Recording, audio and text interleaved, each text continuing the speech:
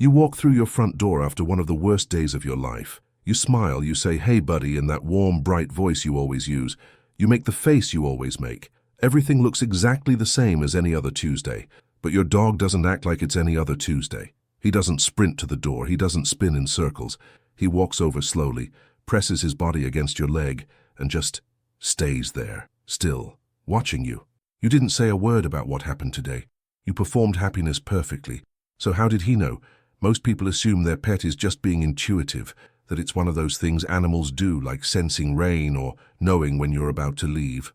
Sweet, a little mysterious, but not something worth examining too closely. The common explanation is that pets read body language. You're tense, they feel it. Simple as that. And that part is true. But it's only the surface of something far more remarkable. Because what science has actually uncovered isn't just that your pet reacts to your body. It's that your pet is running a continuous multi-channel analysis of who you are at any given moment. Smell, sound, micro-expression, behavioral pattern, vocal frequency, all of it, simultaneously. What looks like intuition is actually something much closer to expertise. In 2016, a research team at the University of Lincoln in England published a landmark study in the journal Biology Letters.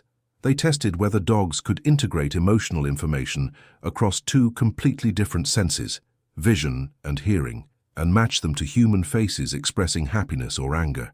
The dogs weren't trained to do this. They'd never seen the faces before. And yet, they consistently looked longer at the face that matched the emotional tone of the voice they were hearing. This matters enormously.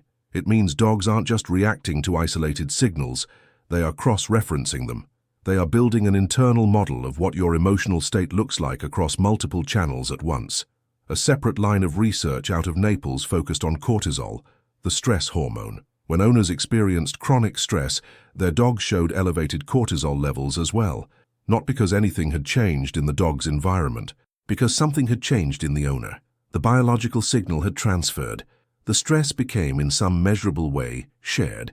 Here's what's happening beneath the surface.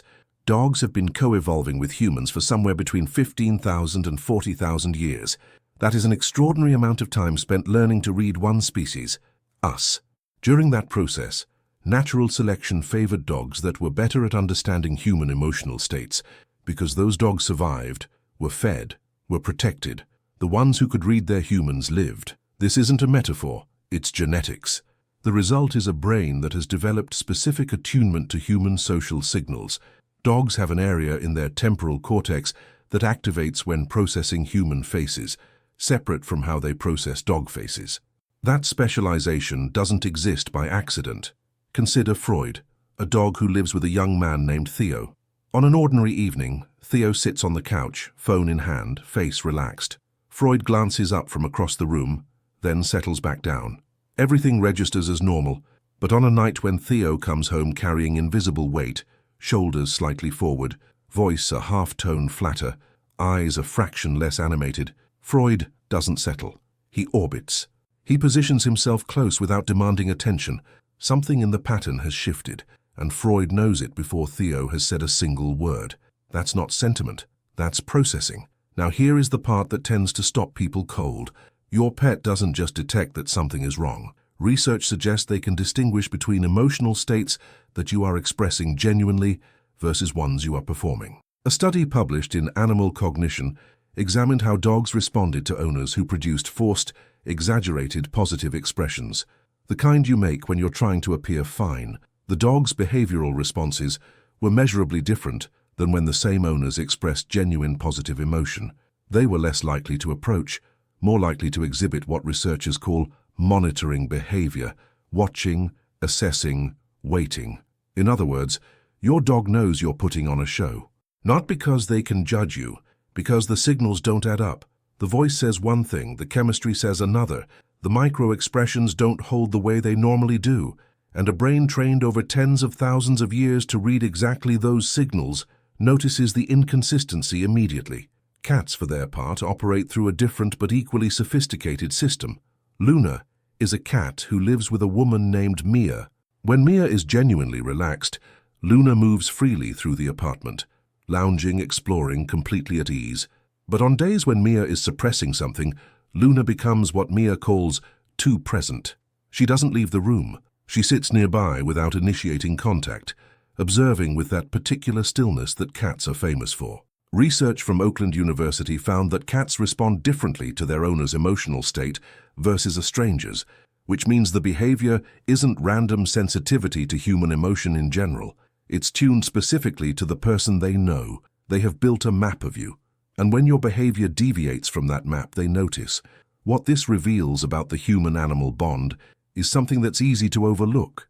Your pet may know you better than you think you know yourself. Not in a philosophical sense, in a deeply practical biological one.